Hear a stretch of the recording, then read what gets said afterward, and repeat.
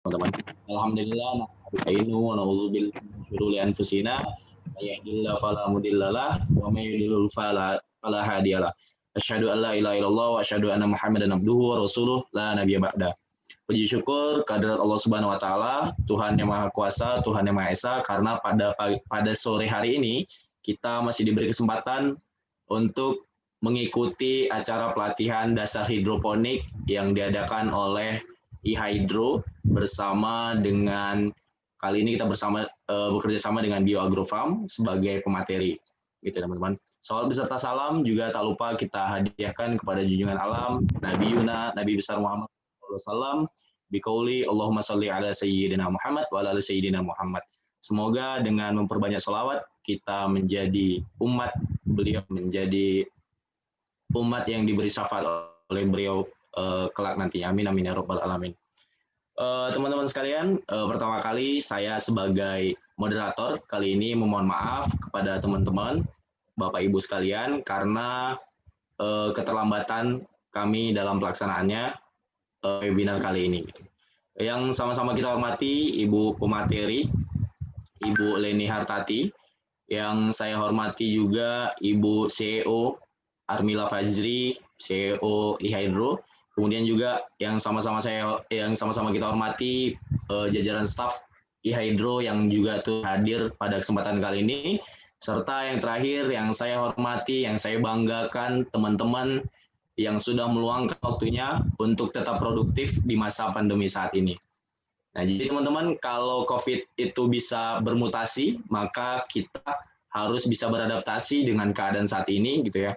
Walaupun dengan banyaknya keterbatasan yang kita miliki, gitu ya. Bagaimana caranya kita untuk tetap produktif, gitu teman-teman. Bagaimana caranya, walaupun berada di tempat tidur saat ini, mungkin teman-teman ada yang berada di tempat tidur, ada yang berada di rumah, ada yang sambil masak mendengarkannya mungkin ya. Makanya nggak aktif kamera, gitu ya. Nah, kita tetap produktif sambil melaksanakan aktivitas-aktivitas kita sehari-hari. Baiklah, izinkan saya sebagai moderator untuk membacakan rule dalam mengikuti webinar kali ini. Yang pertama, peserta wajib mengaktifkan kamera. Jadi saya mohon untuk peserta yang bisa mengaktifkan kamera, gitu ya, agar diaktifkan kameranya. Tujuannya apa? Agar pemateri nantinya tidak merasa ngomong sama tulisan-tulisan aja, gitu ya. Kemudian selanjutnya format display nama kalau bisa diganti ya teman-teman semuanya, nama kemudian underscore asalnya dari mana gitu. Karena kita lihat dari grup webinar itu sangat banyak sekali asal dari teman-teman semua. Bisa kita bahasakan webinar kali ini itu se-Indonesia pesertanya gitu ya teman-teman ya. Karena ada yang dari Jawa Barat saya lihat, ada yang dari Bali juga, dari Medan, kemudian juga tadi dari Malang gitu ya teman-teman ya. Sangat banyak sekali beragam daerahnya. Ya, jadi silakan teman-teman agar mengganti nama kemudian underscore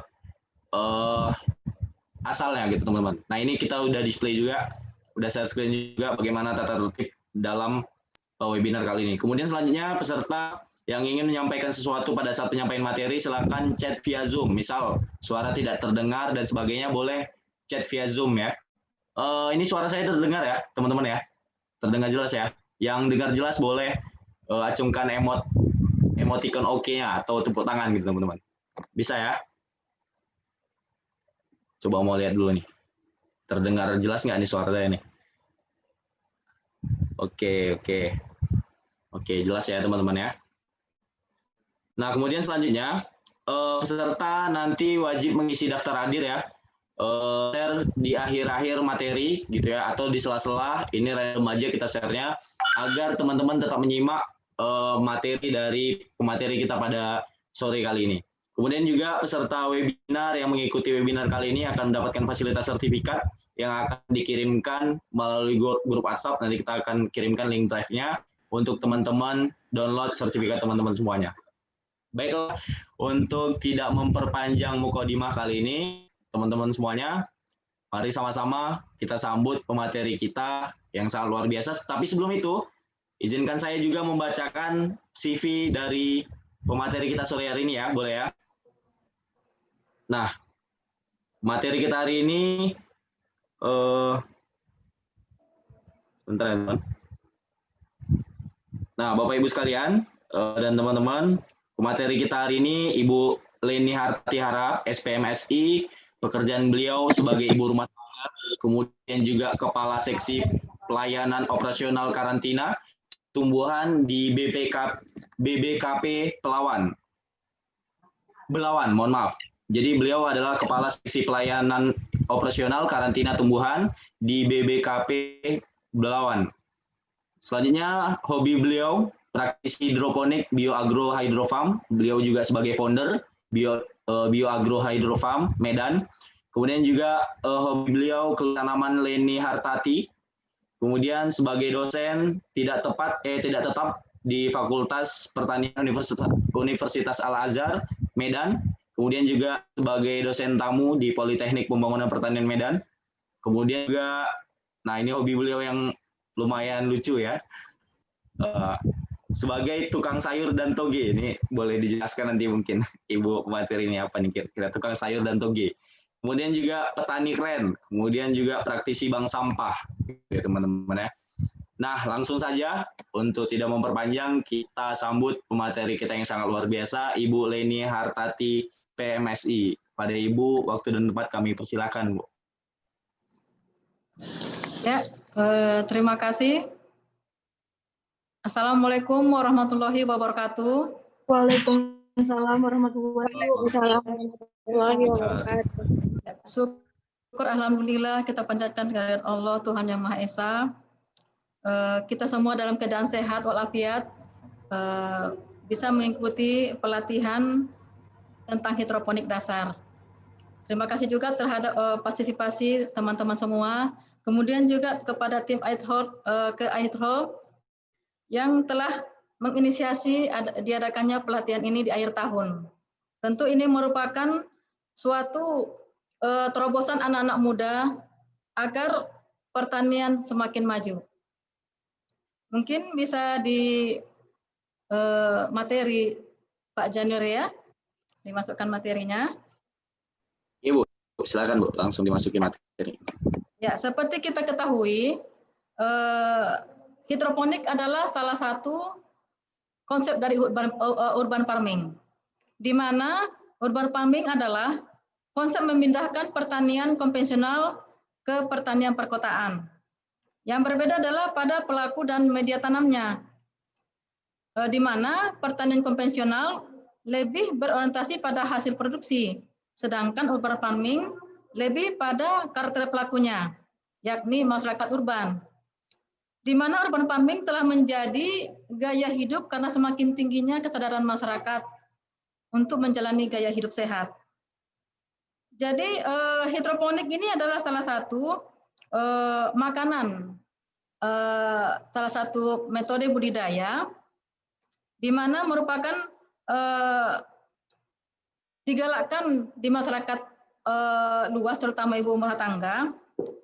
Tujuannya adalah sebagai sumber nutrisi sehat, kemudian menghijaukan lingkungan, membantu mengurangi dampak pemanasan global. Kemudian pemahaman yang lebih luas atau mendalam tentang urban farming atau hidroponik ini adalah tidak hanya sekedar gaya hidup kaum urban, tapi meningkatkan kepedulian masyarakat terhadap kualitas makanan, gizi, kesehatan, dan lingkungan sekitarnya. Kemudian apa sih hidroponik itu? Nah, tentu masih bertanya-tanya, apa sih hidroponik? Hidroponik berasal dari kata Yunani yang berarti hidro berarti air, kemudian ponos berarti daya atau kerja. Jadi yang bekerja di sini adalah hidroponik merupakan sebuah teknologi budidaya atau cara bercocok tanam tanpa media tanah. Di sini yang perlu diperhatikan adalah hidroponik ini tidak menggunakan tanah, di mana kelebihannya adalah produktivitas lebih tinggi karena tanaman dapat dibudidayakan tanpa mengenal musim. Baik musim hujan maupun musim kemarau bisa dibudidayakan. Kemudian pertumbuhan tanaman lebih cepat dan kualitas hasilnya tanaman lebih terjaga. Tidak kuat atau terkena tanah. Ini terutama untuk ibu-ibu ya, untuk ibu-ibu untuk ibu-ibu rumah tangga yang takut tangannya kotor, ini sangat disukai oleh ibu-ibu rumah tangga. Kemudian pemakaian pupuk lebih hemat, pengerjaannya lebih mudah, dan juga ramah lingkungan karena tidak menggunakan pestisida yang dapat merusak tanah. Kemudian hemat waktu dan tenaga. Nanti kita bahas kenapa dia hemat waktu dan tenaga. Kemudian dalam hidroponik ini yang perlu diperhatikan itu kualitas air, kemudian kualitas benih, bahan yang dipakai, sistem yang digunakan, jenis tanaman dan kondisi iklim. Nah, ini dia yang perlu diperhatikan mengenai hidroponik. Kemudian media tanam atau bahan-bahan yang digunakan dalam hidroponik ini ada dia seperti rock wall. Rock wall ada kita lihat di layar ada rock wall, kemudian pasir malang, geolit, batu apung, kerikil, kokopit, sekam bakar, hidroton, pecahan bata, kemudian pecahan genteng. Ini sebenarnya fungsinya hanya sebagai penopang. Jadi media tanam ini hanya berfungsi sebagai penopang, bukan tempat tumbuh, tetapi hanya penopang tegaknya tanaman. Kalau untuk rock wall, ini adalah bahan yang terbaik dipakai untuk menyemai hingga panen. Ini terbuat dari batuan basalt, batuan kapur, dan batu bara yang dilelehkan dalam suhu yang sangat tinggi, sekitar 1.600 derajat Celcius. Ini belum ada di Indonesia, sementara ini masih kita impor. Ini ramah lingkungan, kemampuan menyerap air hingga 14 kali lipat dibanding kemampuan tanah. Kemudian steril dari bibit dari benih hama dan patogen, tetapi hanya dapat dipakai sekali pakai saja. Sedangkan untuk hidroton ini sangat baik untuk menanam tanaman buah. Jadi hidroton ini sangat baik digunakan tanaman buah, sedangkan rock wall ini sangat baik digunakan untuk tanaman sayuran. Dapat dipakai daur ulang, usia pakainya hingga beberapa tahun. Mudah membersihkannya, dan saat ini masih impor. Dan harganya relatif masih mahal. Kemudian ada juga dengan karet busa. Karet busa ini mudah didapatkan, di mana-mana dapat didapatkan. Bentuknya relatif stabil dan sangat ringan, tetapi hanya kelemahannya tidak dapat menyimpan air, sehingga harus selalu terendam. Nah, ini harganya lebih murah dan bisa didapatkan di sekitar kita. Nah, kemudian kalau sekam bakar, ini bahan bakunya mudah didapat, harganya relatif murah karena bisa didapatkan di mana saja. Hanya kelemahannya tidak dapat menyimpan air dan mudah terserang patogen. Nah, kemudian kokopit. Kokopit ini dari sabut kelapa. Bahan bakunya mudah didapat, daya serap airnya sangat bagus, mudah membuatnya, namun harus dibilas sebelum dipakai kokopit ini. Dan kelemahannya mudah terserang oleh patogen. Nah, kemudian ada juga dengan tisu. Tisu relatif murah dan bisa langsung dipakai. Ini biasanya dipakai kalau kita di laboratorium. Jadi ini bisa juga dipakai untuk sebagai penopang media tanam untuk sayuran. Kemudian ada lagi pecahan bata, pecahan genteng, ada batu apung. Itu semua bisa digunakan untuk sebagai penopang berdirinya media tanam. Ya, lanjut.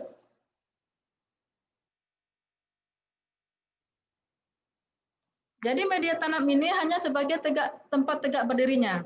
Kemudian untuk wadah tanamannya, untuk hidroponik ini dapat digunakan seperti pipa. Ini ada pipa yang dilobangi.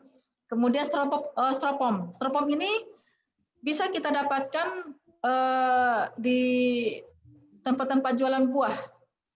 Nah, mereka tidak pakai, bisa kita gunakan.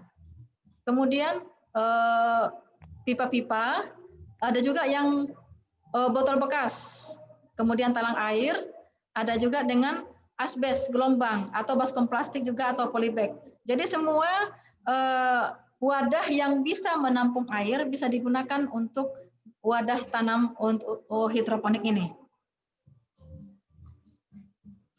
Kemudian peralatan penunjang untuk hidroponik ini ada namakan TDS meter, kemudian ada pH meter, net pot ya, net pot.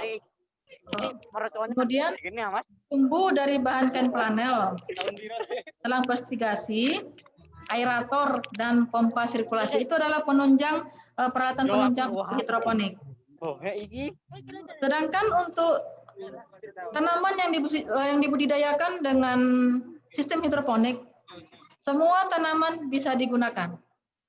Semua tanaman bisa digunakan. Bahkan akhir-akhir ini tanaman yang berakar tunggang juga bisa digunakan untuk hidroponik. Hanya sistemnya saja yang bisa dimodifikasi.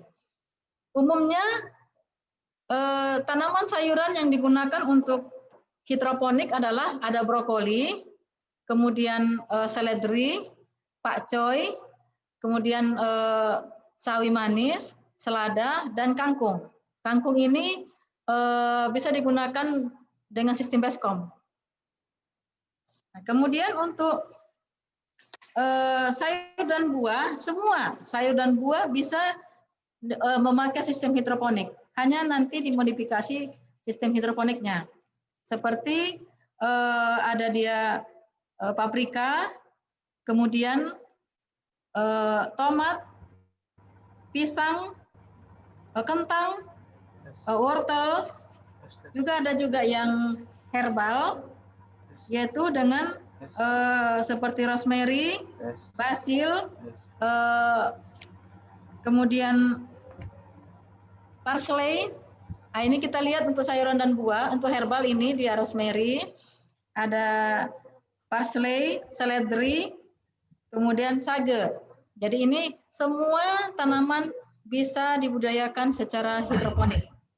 Jadi nanti yang membedakannya adalah bagaimana sistem hidroponik yang digunakan untuk budidaya tanaman ini. Nah, jadi untuk sistem tanaman, ya lanjut, ada dia dinamakan dengan wick system atau sistem tumbuh. Ada mana dia wick system atau sistem tumbuh. Ini dia menanam dengan sistem sumbu ini adalah pilihan yang paling sederhana. Karena pada prinsipnya hanya membutuhkan sumbu yang menghubungkan antara nutrisi ke media tanam dengan memanfaatkan prinsip daya kapilaritas. Seperti kalau kita lihat prinsipnya sama dengan kompor minyak, prinsipnya hampir sama. Jadi sumbu bisa dari sumbu kompor bisa digunakan, kain bekas atau kain flanel yang dipotong memanjang. Dengan sumbu yang dipasang di dasar pot atau net pot, nutrisi akan meresap sampai ke bagian akar tanaman. Dan akar pun akan dapat tumbuh hingga mencapai nutrisi. Nah, ini dia dengan sistem wick. Dapat kita lihat ini adalah sumbunya.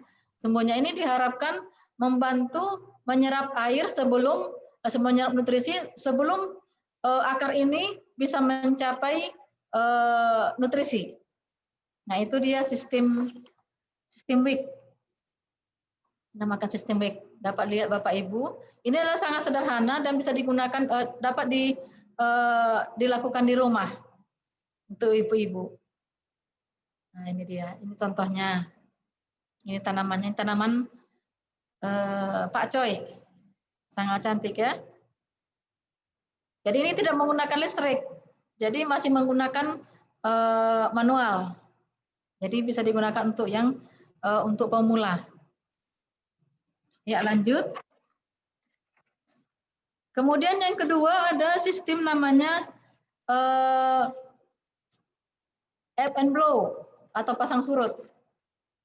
Nah, di mana ini sistem hidroponik ebb and blow ini adalah sangat populer di kalangan petani karena beberapa alasan.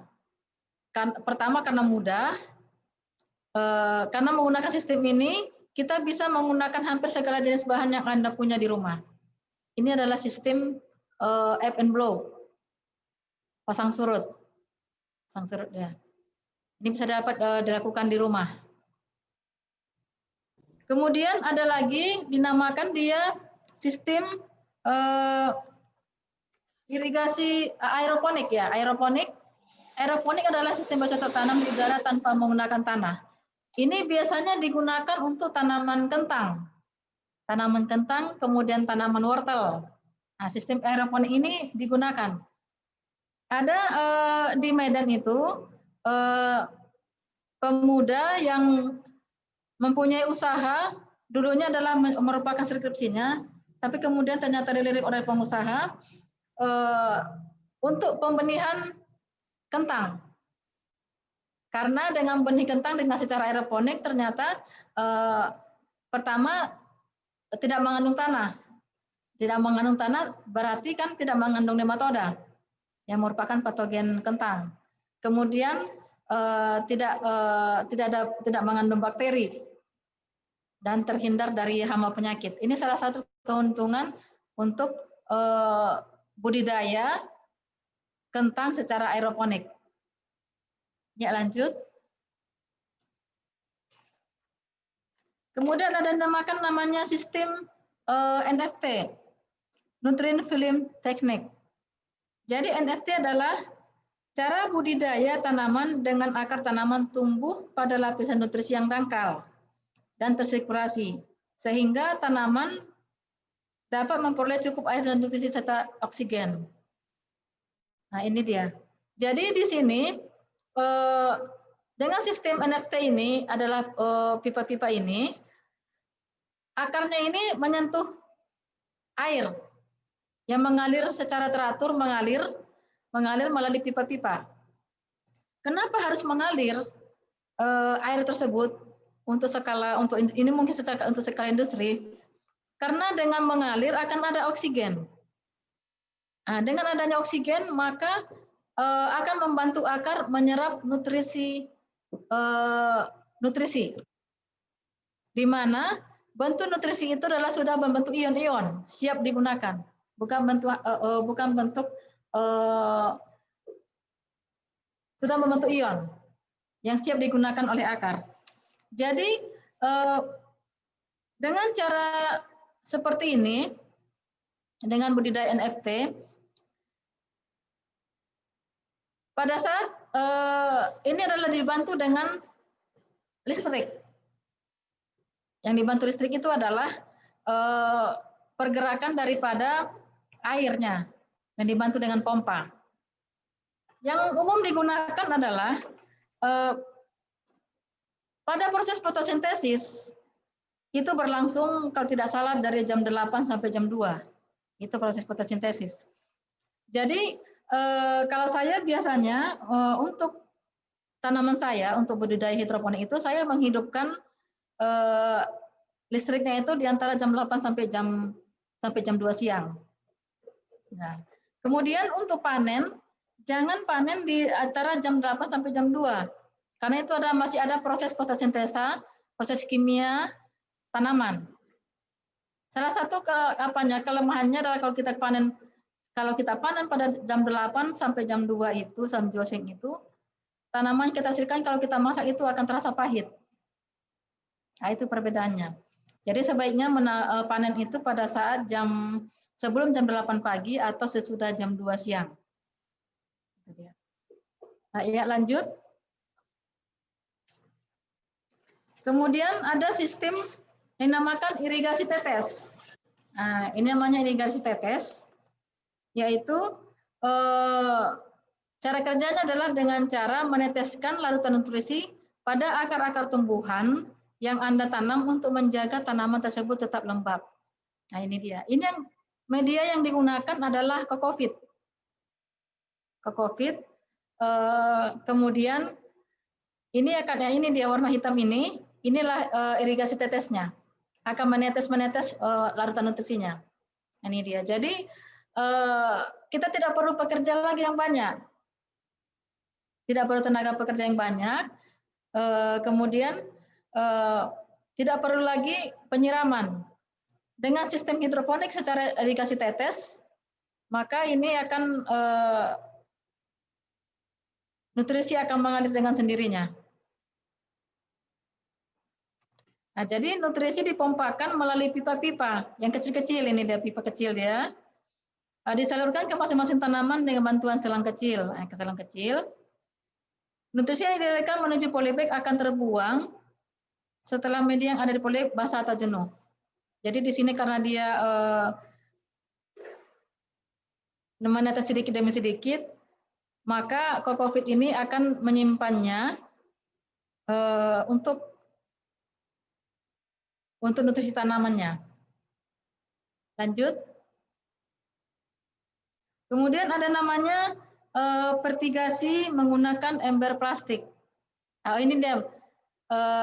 Ini secara DFT hampir sama dengan NFT tadi. Hanya bedanya adalah di sini harus 24 jam. 24 jam. Jadi kelemahannya adalah di ujungnya ini ada tidak nampak di sini fotonya ya. Di ujungnya ini nanti langsung di ujung daripada pipa ini nutrisinya langsung. Tidak ada sela atau terbenam di sini. Nah, itu kelemahan dari DFT ini. Kelemahannya adalah kalau mati lampu, maka nutrisi akan keluar semua ke tandon. Jadi tanaman akan layu. Nah, ini kelemahannya. Jadi setiap sistem itu ada kelebihan dan ada kelemahannya. Sedangkan sistem NFT itu bisa dipakai untuk yang dari jam 8 sampai jam 2 siang, kemudian kita matikan. Kelebihannya adalah pada pipa ini masih ada nutrisi yang tertinggal sehingga tetap tersirkulasi nutrisinya. Ya, lanjut.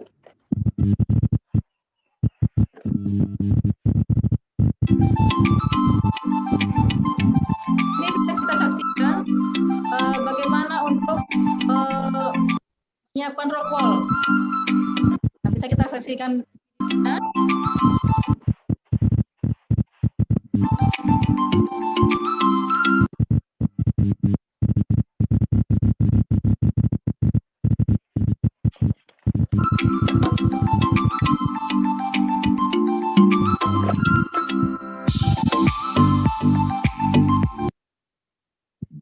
Gunakan lidi atau sate untuk melubangi rock wall-nya.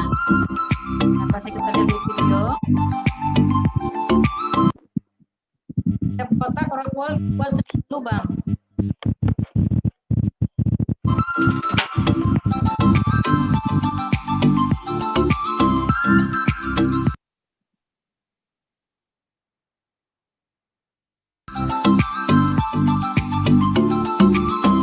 Masukkan benih ke dalam rock wall.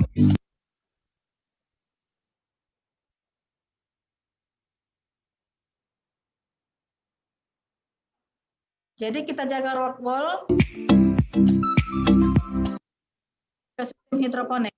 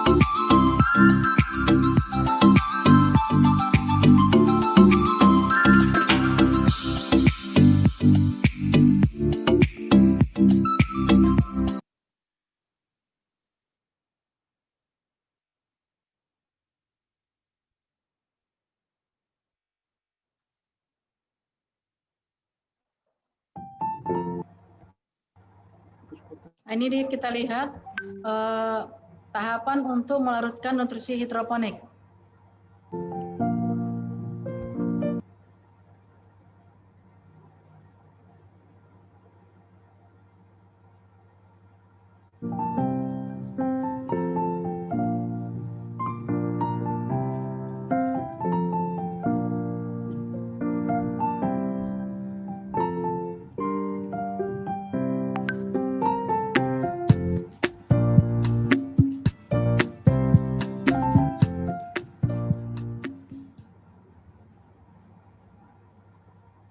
Nah, mungkin saya jelaskan kembali untuk yang untuk persiapan alat dan bahan untuk hidroponik itu adalah ada kotak styrofoam, pot plastik atau net pot, sumbu kompor, nutrisi dan rock wool. Kemudian seperti kita lihat tadi di video, potong rock wool atau busa ukurannya 2 x 2 cm. Dilubangi bagian atasnya, kemudian masukkan biji sayuran ke dalam lubang. Nah, kemudian jika benih atau bibit telah cukup umur, pindahkan benih ke dalam media tanam untuk pembesaran hingga masa panen. Pindahkan dia ke pipa-pipa atau ke styrofoam. Kemudian kita dapat menambahkan sumbu apabila akar tanaman belum dapat menyentuh nutrisi. Bibit dari semaian tanah juga bisa kita gunakan, tetapi akarnya dicuci atau dijepit menggunakan rock wool atau busa sebelum dimasukkan ke dalam net pot. Nah, kemudian untuk tahapan penanamannya itu, tadi sudah kita lihat bagaimana cara melarutkan nutrisinya itu. Disiapkan terlebih dahulu larutan nutrisinya itu 5 ml larutan A, kemudian 5 ml larutan B. Kemudian dicampurkan ke dalam 1 liter air. Nah, kemudian benih kemudian dimasukkan ke dalam pipa-pipa. Sedangkan untuk perawatannya adalah, kalau perawatan untuk tanaman hidroponik ini, pertama yaitu jika mempunyai hama, bisa menggunakan pestisida nabati yang bisa diolah mungkin dari bawang putih, jahe, bisa kita gunakan. Juga bisa gunakan ada namanya baking soda. Baking soda yang kita gunakan untuk kue, itu bisa digunakan juga untuk mengendalikan hama. Umumnya hama-hama untuk tanaman hidroponik ini adalah jenis-jenis apit yang kecil-kecil. Itu yang sering untuk hama untuk tanaman hidroponik. Kemudian untuk nutrisi, untuk air baku nutrisi ini perlu juga kita ketahui. Jadi dalam ilmu nutrisi hidroponik ini, kondisi air baku yang digunakan menjadi sangat penting. Karena mengingat air baku dipandang sebagai komponen delivery system terhadap nutrisi yang diaplikasikan ke tanaman. Jadi ada beberapa yang parameter daripada air baku ini. Pertama adalah keasaman air atau pH, kemudian kandungan butiran padat terlarut atau TDS. Ketiga, suhu air. Keempat, oksigen terlarut. Kelima, kekerasan air.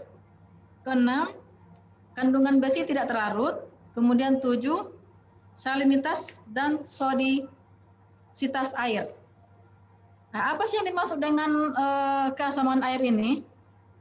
Jadi pH air baku yang sangat mempengaruhi penyerapan nutrisi oleh akar tanaman. Dalam hidroponik itu, range pH yang digunakan adalah 5,5 sampai 6,5. Umumnya air di Medan itu, terutama saya membudidayakan hidroponik di Medan ya. Air di Medan itu air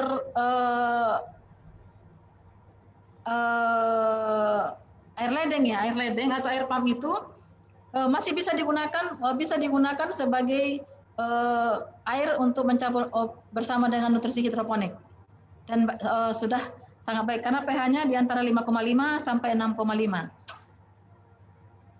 Kemudian kandungan butiran padat terlarut atau TDS. Jadi ini sebenarnya ini tidak kasat mata karena sifatnya larut sempurna, meskipun bisa dapat diukur dengan TDS. Tetapi komposisi ini dikhawatirkan akan mengacaukan komposisi hara dan nutrisi. Jadi sebagai langkah komprominya adalah nutrisi yang hidroponik yang dipakai adalah maksimal 100 ppm. Kemudian suhu air yang ideal adalah untuk suhu air yang dipakai untuk hidroponik itu adalah range-nya 23 sampai 30 derajat Celcius. Kemudian oksigen yang dipakai adalah idealnya 7,5 ppm. Kenapa ini perlu sekali? Karena tumbuhan atau akarnya memerlukan oksigen terlarut untuk respirasi aerob di akarnya. Kuncinya adalah baik tidaknya hidroponik adalah kandungan oksigen yang terlarut, kandungan oksigen yang ada di dalam air. Karena air ini membantu akar respirasi aerob di akar. Jadi dia sangat perlu sekali. Jadi idealnya adalah maksimalnya itu adalah 30 derajat Celcius. Kemudian untuk kekerasan air ini dimaksudkan adalah itu adalah kandungan senyawa ikatan karbonat dengan logam alkali tanah. Nah, seperti CaCO3 dan MgCO3. Nah, jadi dalam hidroponik, kekerasan air ini mempengaruhi penyerapan nutrisi di zona akar. Karena itu menjadi hal yang sangat penting untuk menghitung juga berapa potensi kekerasan pada larutan nutrisi yang akan kita buat. Jadi ada beberapa kunci utama daripada berhasil tidaknya untuk hidroponik adalah di air nutrisi. Kemudian ada juga tadi saya jelaskan tentang kandungan besi tidak terlarut. Jadi ketika kita menggunakan sumber air yang berasal dari sumur, ya biasanya akan memiliki kandungan ion besi yang tinggi. Jadi secara alamiah ini Fe2+ ini atau besi ini jika teroksidasi dengan oksigen maka menjadi Fe3+. Nah, dalam kondisi ini maka akan cepat sekali terbentuk senyawa-senyawa besi non-soluble seperti FeOH2, kemudian FeOP4 atau besi fosfat. Jadi selain akan mempengaruhi keseimbangan antara anion dan kation, ketiga senyawa ini adalah senyawa besi yang tidak larut dalam air. Jadi ini berpotensi mengendap. Jadi nutrisi itu akan mengendap. Maka kalau kita budidaya hidroponik itu ada yang putih-putih dia nanti, putih-putih di talang-talang air itu besi mengendap. Berarti airnya mengandung Fe yang tinggi. Nah, jadi ini menyebabkan penyumbatan atau berupa kerak pada instalasi. Nah, ini dia. Kemudian ada namanya salinitas dan sodisitas air. Salinitas air adalah konsentrasi garam-garam alam yang terlarut sempurna di dalam air. Sedangkan nilai sodisitas air lebih berfokus pada kandungan ion Na positif terutama dalam bentuk garam NaCl yang akan membentuk ion Na positif dan Cl negatif. Nah, jadi untuk aplikasi hidroponik, air baku dengan salinitas dan sodisitas tinggi ini tidak dianjurkan digunakan. Karena kandungan NaCl yang ada akan mengacaukan balance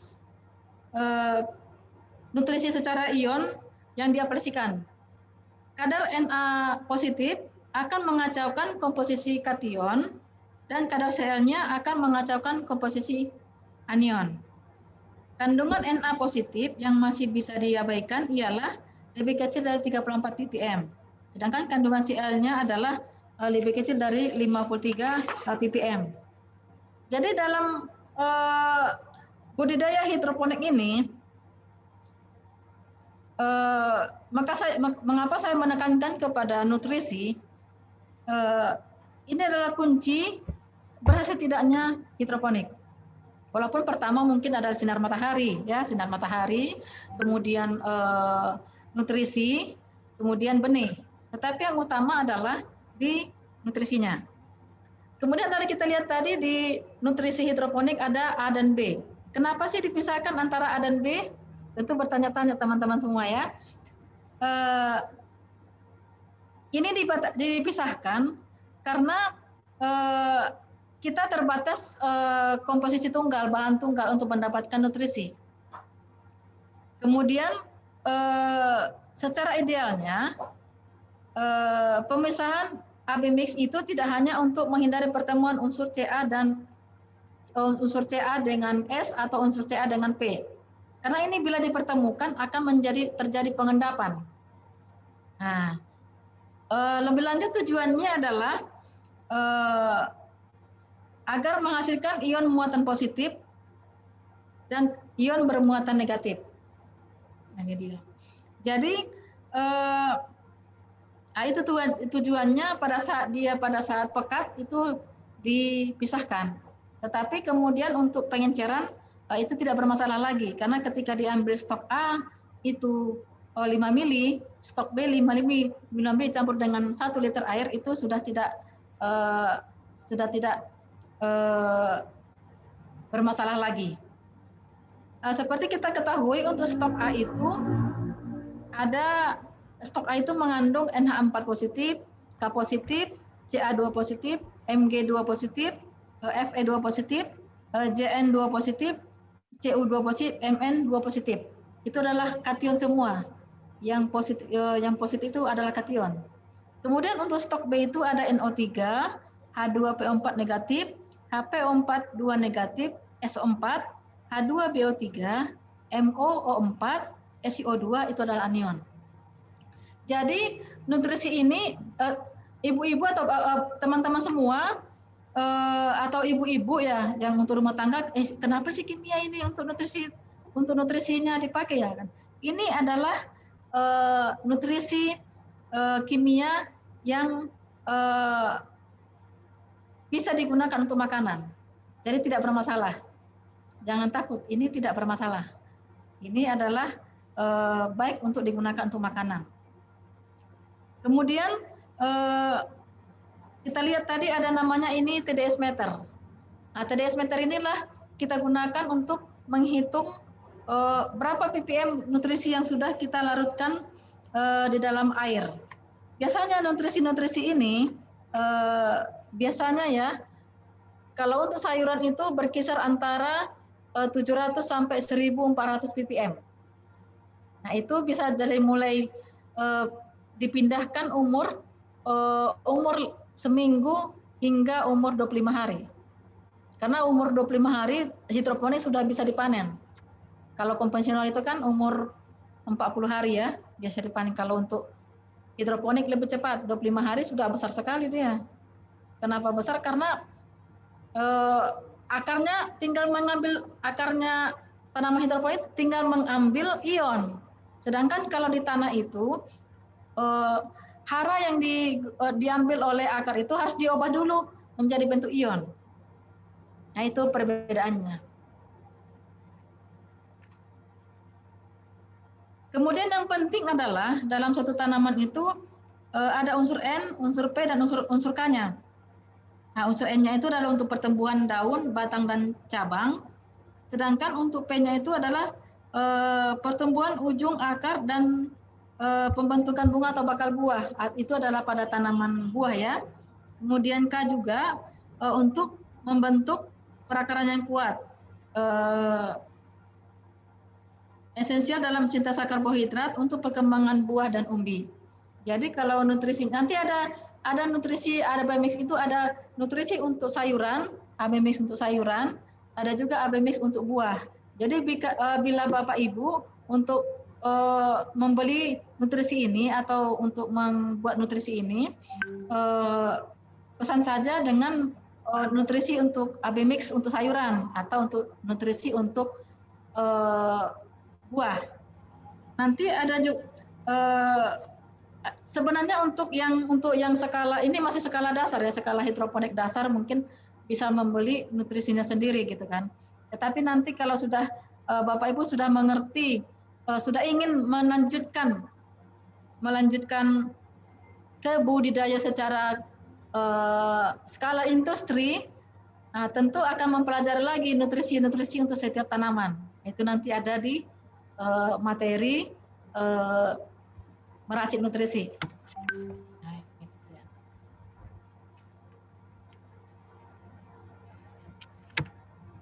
Jadi mungkin demikian Pak Jinori.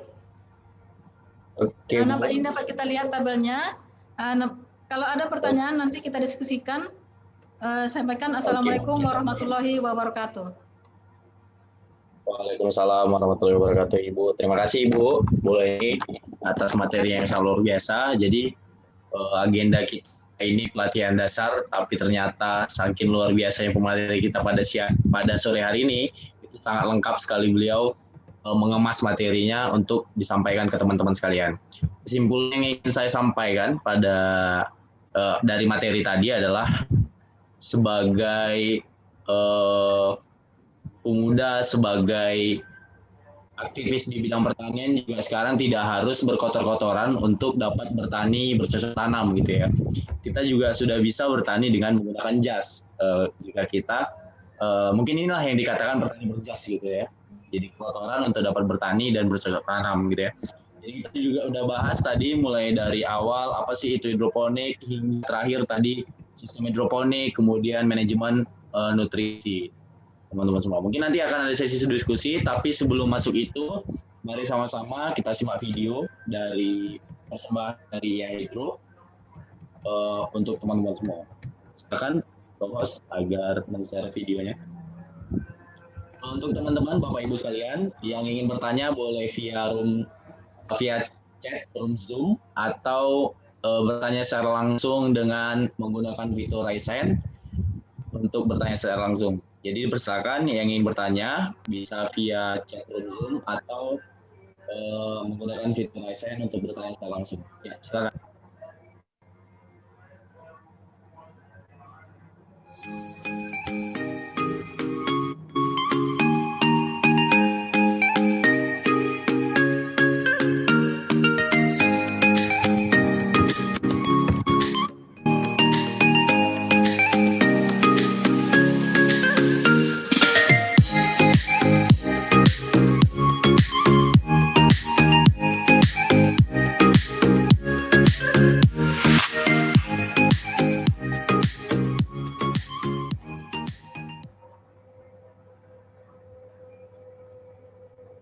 Nah, itu sedikit cuplikan daripada iHydro, Bapak Ibu dan teman-teman sekalian.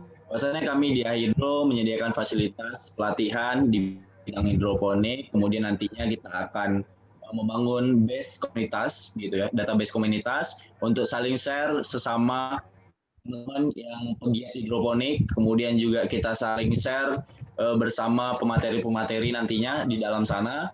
Kemudian nanti akan kita sediakan paket-paket pelatihan untuk hidroponiknya, baik pembinaan secara intensif, kemudian webinar-webinar yang akan kita adakan.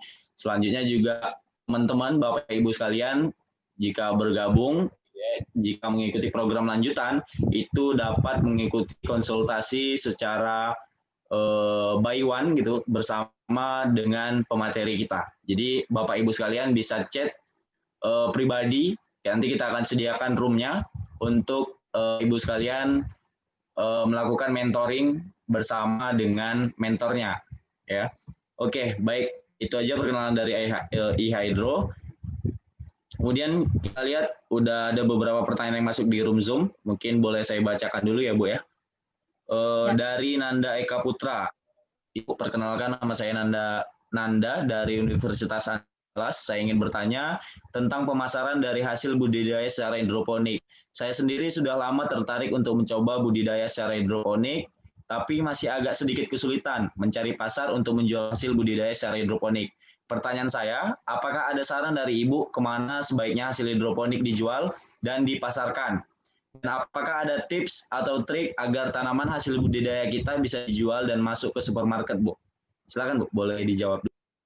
Ya, untuk peluang pasar hidroponik itu sangat luas sekali ya, sangat luas sekali. Jadi pasarnya itu kalau saya, pengalaman saya ya, bisa ke supermarket, kemudian ke hotel, kemudian bisa ke restoran atau kafe, juga ke rumah sakit. Nah, jadi pengalaman saya ketika saya untuk ke supermarket itu, karena saya adalah perseorangan itu, yang disediakan itu adalah pertama surat, misalkan saya kalau ke supermarket itu apa sih tanaman yang sudah kita budidayakan. Nah, kita bawa contohnya ke supermarket ada di bagian di bagian pemasarannya di supermarket. Saya bawakan contohnya itu contoh sayuran saya. Kemudian untuk menjadi supplier di supermarket ini, kita harus bisa mempunyai manajemen kebun. Manajemen kebun yaitu ketika supermarket ingin tanaman sayuran kita itu per harinya itu membutuhkan itu misalkan 5 kg setiap jenis, tentu kita akan membutuhkan manajemen kebun. Manajemen kebun seperti apa sih kita menghasilkan 5 kg setiap hari? Itu dia. Karena kan kita kan kalau umpama sekali panen bisa kita biasanya jual ke pasar-pasar tradisional. Tetapi kan ini kalau ke supermarket atau ke hotel kan itu membutuhkan hanya skala mungkin 5 kilo atau mungkin 10 kilo. Kalau pengalaman saya juga ke hotel, ke restoran untuk makanan Korea, itu ada selada, itu membutuhkan sekitar 25 kilo per hari. Jadi kita membuat manajemen kebun. Misalkan umpamanya ditanam hari ini umurnya sekian, kemudian besok ditanam lagi. Jadi pada saat kita setiap hari itu sudah ada kita menanam setiap hari. Karena kalau umpamanya kita tanam sekaligus, tentu berbeda yang hari ini dengan yang besok itu kualitas sayurnya akan berbeda. Jadi itu yang kita jaga. Kemudian untuk selanjutnya itu adalah sekarang ini ada tren usaha hidroponik. Ada dinamakan sekarang menjadi parsel aneka sayur. Jadi sekarang sudah berubah dari parsel buah menjadi parsel aneka sayur. Jadi ini biasanya sekarang digemari untuk yang umpamanya parsel-parsel untuk tahun baru atau lebaran, sekarang sudah beralih kepada aneka sayur hidroponik. Karena bila disusun bagus itu akan cantik sekali. Kemudian kalau untuk pasar yang lebih luas, misalkan kalau untuk pasar domestik ya, belum pasar ekspor. Kalau untuk pasar domestik itu kita harus menggandeng tim. Misalkan kita hanya punya lahan sekitar 400 meter. Nah, tentu untuk skala domestik kan atau domestik untuk kita kirim misalkan ke Batam atau ke Pontianak itu tentu harus skala besar karena kan pengirimnya pakai kontainer. Nah, jadi kita menggandeng teman-teman petani sekitarnya. Nah, itu salah satu trik untuk domestik. Belum lagi pasar ekspor. Pasar ekspor sekarang kita diminta oleh pasar Eropa untuk sayur-sayuran yang akan dikirimkan ke Eropa. Kalau Sumatera Utara sudah ada beberapa perusahaan di Brastagi, tapi baru 1-2. Jadi ini bisa menjadi prospek untuk Bapak Ibu semua. Mungkin di Jawa Barat sudah berhasil mengirim ekspor ke negara-negara Arab dan juga negara Eropa. Jadi dengan budidaya hidroponik ini, salah satu kelebihannya adalah untuk menambah pasar ekspor. Kebetulan saya bekerja di karantina, jadi selalu berhubungan dengan ekspor. Salah satunya adalah keamanan pangan. Keamanan pangan itu kenapa? Keamanan pangan itu harus bebas residu pestisida dan logam berat. Residu pestisida berasal dari pestisida, sedangkan logam berat berasal dari herbisida yang di tanah. Jadi pasar luar hidroponik adalah salah satu sistem keamanan pangan yang terjamin. Itu dia. Kemudian bebas dari hama penyakit. Nah, kalau hidroponik kan umumnya itu bebas dari hama penyakit. Pertama karena tidak ditanam di tanah. Tentu hama dari tanah itu sudah tidak ada lagi atau penyakit dari tanah. Yang hanya dikhawatirkan itu adalah apit. Nah, tapi apit itu bisa kita kendalikan dengan menggunakan pestisida organik. Nah, kemudian untuk kualitas itu hidroponik sangat bagus dengan kualitasnya. Sayuran yang dihasilkan dengan hidroponik kualitasnya sangat bagus. Kemudian dengan hidroponik juga masa panen lebih cepat. Umur 25 hari sudah bisa panen, sedangkan konvensional itu 40 hari. Nah, itu kelebihan apanya? Untuk masuk ke pasar-pasar atau ke pasar domestik atau ke pasar internasional, juga ke sekitar kita juga, supermarket atau ke restoran atau kafe. Nah, mungkin demikian ya. Oke, terima kasih Bu. Nah, izin menambahkan ya Bu ya, terkait dengan pertanyaan pasar, terkait dengan pasar dan manajemen produksi tadi, kami di Hydro juga punya fasilitas untuk teman-teman Bapak Ibu sekalian yang punya hidroponik. Nah, jadi kami nantinya akan menyediakan pangsa pasar untuk Bapak Ibu sekalian untuk membantu memasarkan hasil daripada produksinya. Dan Bapak Ibu sekalian, setelah pelatihan ini silakan praktekkan apa yang sudah menjadi materi kita pada sore hari ini. Jadi nanti kita akan follow up lagi bagaimana perkembangan hasil budidaya hidroponik Bapak dan teman-teman sekalian di rumah gitu. Nah, kalau terkait dengan produksi nantinya akan kita follow up lagi dengan Ibu Leni, mungkin nanti bisa dibantu beserta tim Hydro lainnya untuk kita sama membangun pasar daripada hasil hidroponik kita. Jadi berdasarkan pengalaman saya juga, saya di Riau gitu. Sekitar beberapa tahun lalu saya datang ke sebuah bukan usaha besar, jadi usaha dagang aja sebenarnya. Saya udah lupa juga namanya. Beliau menolak ke pasar buah gitu. Nah, jadi beliau ini apa namanya ya bahasanya, sampai kekurangan supply untuk ke pasar buahnya gitu ya, teman-teman dan Bapak Ibu sekalian. Dan harga dari sayur beliau dihargai oleh pasar buah gitu ya, jauh lebih tinggi jika dibandingkan hasil budidaya petani yang menggunakan budidaya konvensional. Nah, ini saya sendiri langsung survei ke tempatnya dan beliau mengatakan bahwasannya beliau masih kekurangan pasokan untuk memasok ke pasar buah aja itu, pasar buah dan supermarket yang ada di Kota Pekanbaru. Itu satu kota, ya. Jadi ini peluang besar untuk kita semua, Bapak Ibu dan teman-teman sekalian, untuk produktif gitu ya, teman-teman ya, dan Bapak Ibu. Oke, baiklah. Ini itu aja dari saya. Selanjutnya ada pertanyaan lagi nih, Bu. Assalamualaikum warahmatullahi wabarakatuh. Izin bertanya, Bu, dari Ranti Widuri, Purwakarta. Untuk utama dari menanam hidroponik adalah pada nutrisi air, ion pada air dan tingkat keasaman air. Bagaimana cara kita agar tidak memiliki TDS atau pH meter namun ingin menanam hidroponik dengan baik di rumah, Bu? Ada cara praktisnya untuk tetap mengontrol hal itu semua tanpa TDS dan pH meter? Mungkin itu maksudnya, Bu. Ya. Bisa saja langsung ya. Ya, silakan. Jadi Bu, untuk nutrisi hidroponik ini ada pH asam, ada pH basah. Jadi pH ini bisa kita gunakan bahan kimia untuk menurunkan atau menaikkan pH. Misalkan pH airnya itu 5, bisa kita naikkan dengan menambahkan KOH. Kemudian untuk menurunkannya kita menggunakan dengan CaCl. Kalau saya biasanya memakai untuk menaikkan pH itu saya gunakan baking soda. Baking soda yang untuk kue. Nah, itu saya gunakan. Kemudian untuk menurunkannya saya gunakan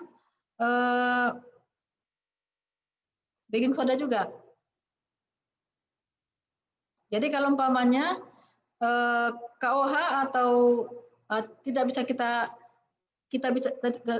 kita temukan di, mungkin harus membelinya di toko-toko laboratorium ya. Baking soda bisa kita gunakan. Misalkan air kita itu kita mungkin bisa mengukurnya dengan pH meter atau dengan lakmus dulu ya. Kalau memang dia ranknya itu adalah di bawah 5, kita menggunakan baking soda untuk menaikkannya. Kemudian kalau untuk pH-nya itu 8, kita boleh gunakan juga untuk baking soda untuk menurunkannya.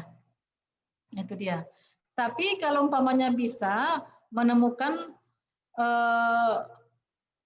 bahan kimia untuk menurunkannya, bisa juga digunakan. Seperti air baterai bisa juga digunakan. Tapi kan air baterai gunakan untuk nutrisi terlalu mungkin bermasalah nantinya, itu dia. Kalau saya menggunakan dengan baking soda, ya, begitu. Jadi Oh untuk gitu ya, Bu. iya. Ini Bu, mungkin pertanyaannya nih gini Bu, dari beliau ini, dia nggak punya TDS dan pH meter, tapi gimana agar tetap memanajemen pH air itu agar tetap stabil Bu? Ada nggak cara lainnya? Apakah dari tanda-tanda tanamannya atau bagaimana Bu? Kalau nggak tanpa pH meter dan TDS tadi Bu? Oh, tanpa TDS ya? Iya Bu. Kalau karena nutrisi ini kan nutrisi ion. Jadi kalau untuk skala rumah tangga mungkin tidak perlu. Nah, tetapi kalau umpamanya karena TDS ini diperlukan hanya pada saat kita melarutkan nutrisi untuk mengetahui sudah berapa sih ppm yang sudah terkandung di dalam nutrisi tersebut. Namun jika tidak mempunyai TDS atau pH meter itu kalau saya itu dengan ini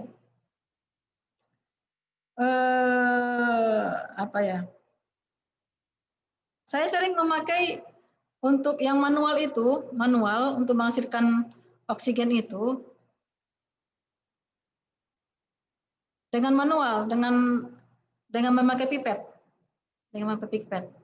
Tetapi memang itu untuk skala industri agak susah kalau tidak mempunyai TDS. Tetapi untuk skala rumah tangga tidak perlu TDS juga tidak masalah. Karena dengan pencampuran nutrisi A dan B itu untuk A dan B untuk 1 liter air itu sudah mengandung 700 ppm. Biasanya sudah mengandung 700 ppm. Jadi kalau umpamanya ingin itu untuk tanaman awal umur seminggu. Tapi kalau umpamanya untuk tanamannya sudah berumur mungkin 2 minggu, itu bisa digunakan 10 ml air A, 10 ml B dicampur dengan 1 liter air. Itu lebih kurang TDS-nya, ppm-nya itu 1.400 sampai 1.400 ppm. Mungkin itu bisa sebagai indikatornya.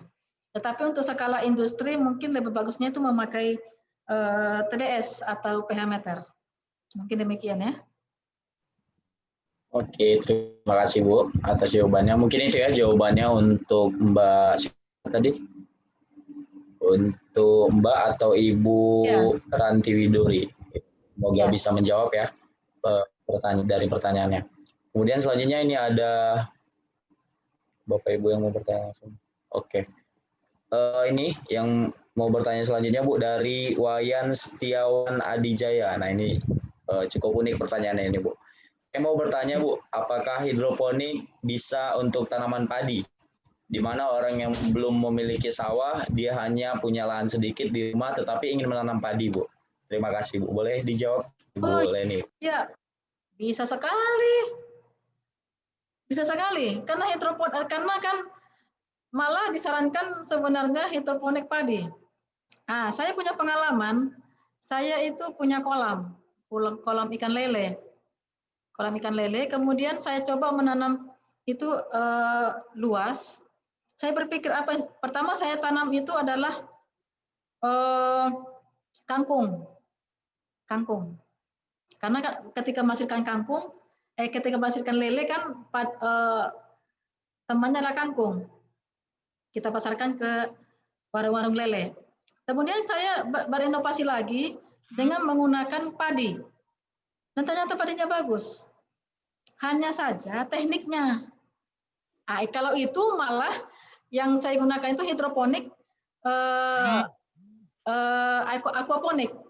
Dengan aquaponik untuk sistem hidroponik untuk padi. Nah, jadi aquaponik itu adalah kotoran daripada ikan lele ini diolah oleh bakteri aerob, kemudian menghasilkan plankton. Inilah yang dimakan oleh lele kan. Kotorannya ini kemudian diolah lagi oleh bakteri, ini menjadi sumber nutrisi bagi tanaman. Itu dia, itu aquaponik, hidroponik secara aquaponik. Jadi yang saya pakai itu adalah media kokopit. Yang saya pakai media kokopit, kemudian saya pakai jaring, kemudian saya biarkan menggantung di kolam, saya buatkan padi, di bawahnya itu adalah ikan lele.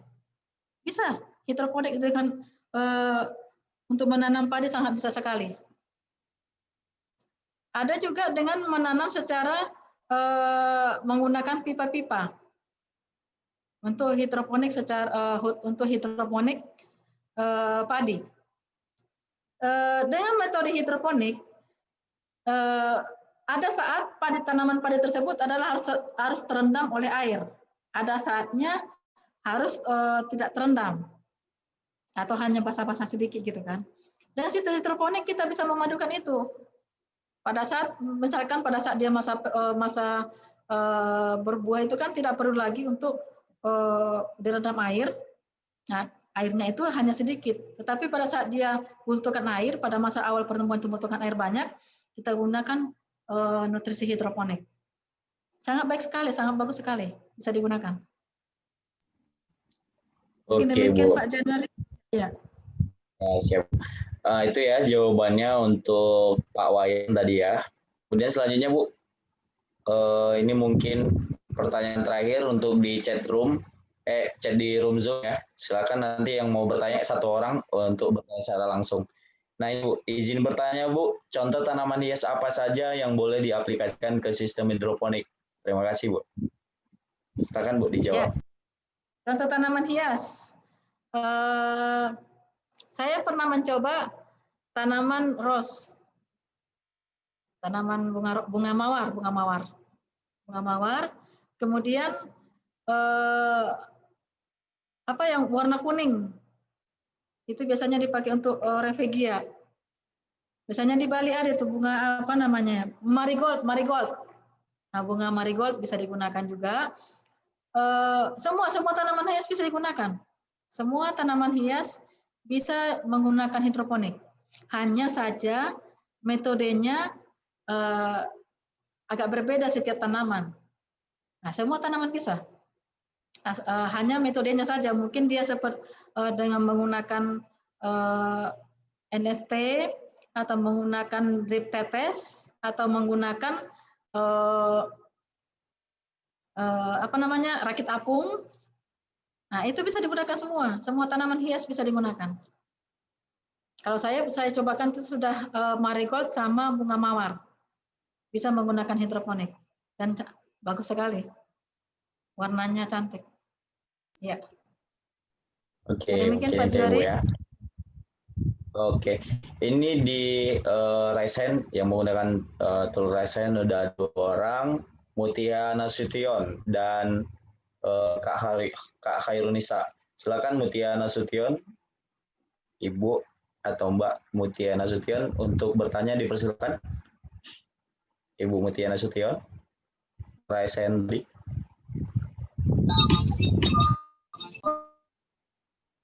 Silakan menyampaikan pertanyaannya, Bu Mutia Nasution. Sepertinya ada gangguan. Oke, mungkin langsung ke Kak Khairunisa. Silakan Kak, yang sudah send untuk menyampaikan pertanyaannya. Tes, sebelumnya dengar suaranya? Ya, dengar Kak, dengar. Sebelumnya, Assalamualaikum warahmatullahi wabarakatuh. Waalaikumsalam warahmatullahi wabarakatuh. Yang saya hormati Ibu Leni Hartati sebagai pemateri hari ini. Sebelumnya saya bukan ingin bertanya Bu, cuma saya kan ingin sharing gitu kepada Ibu dan teman-teman peserta webinar hari ini. Kebetulan saya juga salah satu pelaku hidroponik yang ada di Medan, tepatnya di Kecamatan Sunggal. Nah, tadi ada salah satu teman webinar kita bertanya, gimana sih caranya kalau misalnya kita nggak punya TDS atau pH meter atau alat pengukur pH pada air gitu kan Bu untuk mengukur nutrisi. Sementara kita juga mau berhidroponik nih di rumah gitu. Jadi sebelumnya saya izin menjawab ya Bu, bukan menjawab sih, sharing-sharing gitu. Nah, jadi menurut pengalaman saya juga salah satu yang bisa kita lakukan gitu untuk melihat perkembangan dan pertumbuhan tanaman kita itu salah satunya juga bisa kita lihat dari tanda-tanda warna daun gitu. Nah, jadi teman-teman, Bapak Ibu di rumah, kalau misalnya kita belum punya TDS atau pH meter gitu kan, kalau misalnya kita mau beli starter kit tapi belum punya TDS-nya itu, nah kita juga bisa melihat dari ciri-ciri atau warna daunnya gitu. Nah, untuk pengaplikasian nutrisinya juga kita step by step, maksudnya sedikit demi sedikit seperti yang tadi udah dijelaskan sama Ibu Leni, kayak 5 mm larutan A, 5 mm larutan B. Nah, itu saya rasa sudah standar gitu. Dan itu tadi juga nggak perlu banyak-banyak gitu. Kita lihat perkembangan dari tanamannya aja dulu. Kita lihat dari warna tanamannya aja dulu gitu. Karena respon tanamannya juga nggak bisa langsung gitu. Nah, kita juga membutuhkan 2-4 hari untuk melihat respon tanamannya setelah kita aplikasikan nutrisi ke tanaman atau ke tandon nutrisi kita gitu kan. Lalu kalaupun misalnya kita rasa warna daunnya misalnya kan bisa kita lihat lah gitu kan kalau warna sayuran hijaunya itu kayak gimana gitu kan. Nah, kalaupun misalnya kita rasa kayak hijaunya masih ada kayak kekuning-kuningan, mungkin kayaknya ini kurang nutrisi. Nah, kita tambahkan sedikit lagi kayak gitu. Kalaupun kita rasa hijaunya sudah pas, berarti untuk pengaplikasian nutrisinya sudah cukup gitu. Atau kita juga nggak boleh terlalu banyak gitu nambahin nutrisi karena nutrisi yang kita tambahkan itu bisa menjadi nitrit atau bersifat racun bagi tanaman itu tadi. Nah, jadi kayak rasa sayurannya itu nanti bisa pahit gitu. Yang pertama juga karena mungkin pengaruh dari waktu panen, seperti yang Ibu Leni bilang tadi, dan salah satunya juga itu karena mungkin kita kebanyakan naruh nutrisi, kebanyakan kita aplikasikan nutrisi ke sayuran kita gitu. Nah, salah satunya itu. Dan juga satu lagi nih, teman-teman kalau misalnya ada yang budidaya selada hidroponik, nah kalau bisa selada hidroponiknya itu kita panen sebelum dia berbatang gitu, karena kalau dia sudah berbatang nanti seladanya itu rasanya itu nggak manis gitu karena kurang manis. Jadi kalau bisa sih usahakan kalau mau panen selada itu seladanya sebelum berbatang supaya tekstur dan rasanya itu manis dan bagus gitu. Mungkin itu aja yang bisa saya tambahkan. Kurang lebih saya mohon maaf. Assalamualaikum warahmatullahi wabarakatuh. Waalaikumsalam. Waalaikumsalam warahmatullahi wabarakatuh. Terima kasih Kak Herosa atas sharing-sharing untuk kita semua ya. Semoga bermanfaat. Cukup lengkap sekali penyampaian dari beliau tadi. Tadi Ibu Mutia Nasution jadi bertanya, mana? Sudah bisa terhubung?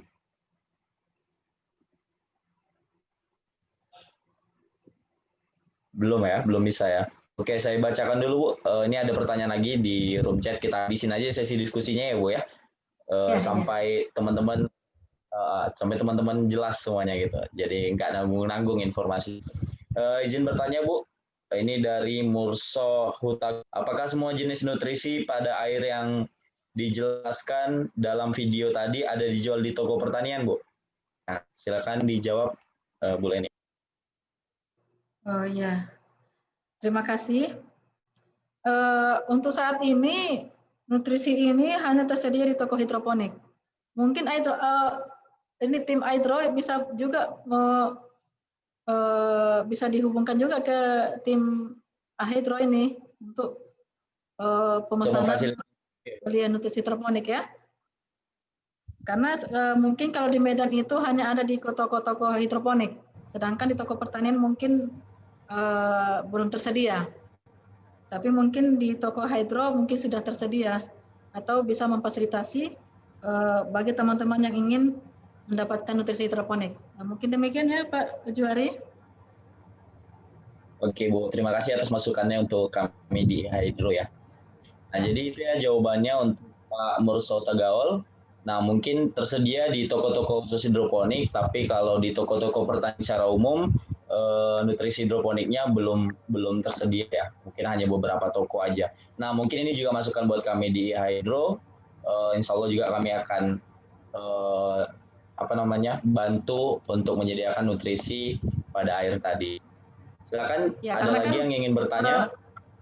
di Hydro kan ada Bu, aplikasi ya untuk penjualan sayur hidroponik, mungkin juga bisa menggunakan aplikasi ini untuk pemesanan benih atau pemesanan nutrisi ya. Iya, Bu, Sehingga benar, Bu. memudahkan teman-teman untuk berhidroponik. Ya, Bu. Oke. Ada lagi yang ingin bertanya? Selagi masih ada pemateri kita di sore hari ini.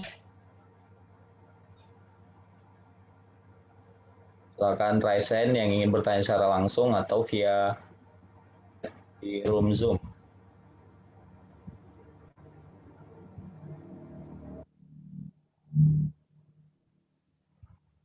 Oke, seperti yang dijelaskan Bu Leni tadi ya, sebelum ada yang bertanya ini. Jadi eHydro ini nantinya kami merupakan sebuah startup gitu yang saat ini dalam proses pengembangan step by step, dan insya Allah plan kami itu adalah launching application gitu. Tapi untuk di awal ini kami akan sediakan sebuah platform website yang sedang didevelop oleh tim kami untuk menyediakan fasilitas pelatihan, kemudian informasi seputar hidroponik gitu ya, teman-teman dan Bapak Ibu sekalian. Jadi saya atensi kepada Bapak Ibu dan teman-teman sekalian, setelah kegiatan pelatihan ini jangan keluar dari grup gitu.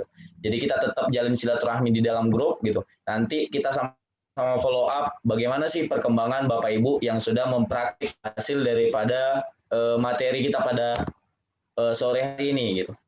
Berhasil atau tidak, sudah dilakukan atau belum gitu. Kalau sudah dilakukan, insya Allah kita akan follow up lebih lanjut lagi terkait dengan usaha hidroponik yang Bapak Ibu dan teman-teman lakukan. Oke, ini ada yang bertanya nih dari M Bakti Triyoga Medan. Izin Bu, ingin bertanya, hidroponik kan medianya lebih banyak di air. Jadi adakah saran mengenai pengemasan Bu agar lebih awet? Oh, pengemasan. Sebenarnya nggak ngaruh ya Bu ya? Iya, Bu. Kalau nutrisi nutrisi budidaya hidroponik ini itu masa simpannya itu atau masa apanya lebih lama daripada yang konvensional, itu kelebihannya. Jadi kalau untuk pengemasan sebenarnya sih kalau pengemasan kalau pengalaman saya ya, kalau umpamanya ingin lebih lama dikemas dengan plastik, kemudian berlubang-lubang disimpan di dalam freezer. Itu tahan 2 minggu sampai 1 bulan tetap segar. Jadi ya, itu saya gunakan ketika panen saya banyak, kemudian karena belum panen banyak, kemudian sedangkan daftar pesanan itu hanya per 5 kilo atau per apa gitu, saya simpan di dalam freezer. Dalam freezer ada di dalam kulkas, tetapi dengan memakai plastik kemudian dibolongi. Itu tetap segar dia 2 minggu.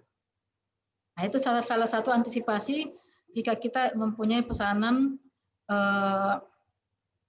misalkan pesanan dari supermarket atau dari hotel atau rumah sakit hanya butuh 20 kilo, sedangkan kita sudah panen mungkin lebih dari 20 kilo. Nah, salah satu antisipasinya adalah dengan menyimpan memakai plastik, tapi dikasih lubang sehingga tetap lebih kurang 2 minggu tahan. Itu dia. Nah, itu jawabannya untuk Bang Bakti tadi ya Bang ya. Jadi sebenarnya sayuran hasil daripada hidroponik ini lebih awet gitu ya. Oke, ada lagi yang ingin bertanya? Yang ngerasain mungkin belum ya. Oke, mungkin ini Bu, pada baru mau mulai semua nih Bu usaha hidroponiknya. Semoga dengan materi pada sore hari ini kita dapat menginspirasi teman-teman dan Bapak Ibu sekalian semuanya untuk memulai usaha hidroponiknya. Dan jangan lupa segera take action, jangan menunda-nunda waktu lagi untuk segera memulai usaha hidroponiknya, gitu ya. Mungkin kalau tidak ada yang bertanya lagi, di terakhir kita sesi foto ya, foto online. Ini lagi trennya fotonya online nih via Zoom. Silakan Bapak Ibu sekalian dan teman-teman untuk open kameranya agar kita ambil dokumentasi. Boleh ya? Berikan senyum terbaik sore hari ini.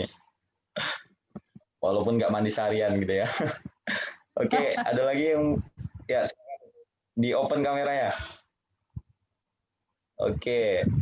Ini ada 3 room ya, ada 3 room. Jadi setelah saya ambil teks sekali, jangan ditutup dulu karena bisa jadi Bapak Ibu dan teman ada di room kedua atau ketiga. Oke, saya ambil di room pertama dulu. Boleh 1, 2, 3. Bebas ya gayanya ya. 1, 2, 3. Oke, room yang kedua ya. Room yang kedua, silakan dibuka kameranya. Ibu Mutia Nasution, Salma, Warida, Ibu Ari Lestari, Ibu Khairunisa, ya silakan dibuka kameranya. Oke, 1, 2, 3. Oke, boleh gayanya bebas ya. Ini yang room ketiga nih tutup semua nih kayaknya. Oke, saya foto aja ya. 1, 2, 3. Oke, terima kasih Bapak Ibu dan teman-teman semuanya. Terima kasih Ibu Leni Hartati yang sudah bersedia menyampaikan materi pada sore hari ini. Semoga Ibu terus selalu berkenan untuk mengedukasi kami semua Bu, terutama di tim e-hydro gitu ya Bu ya ke depannya. Ya, siap. Terima kasih untuk ya.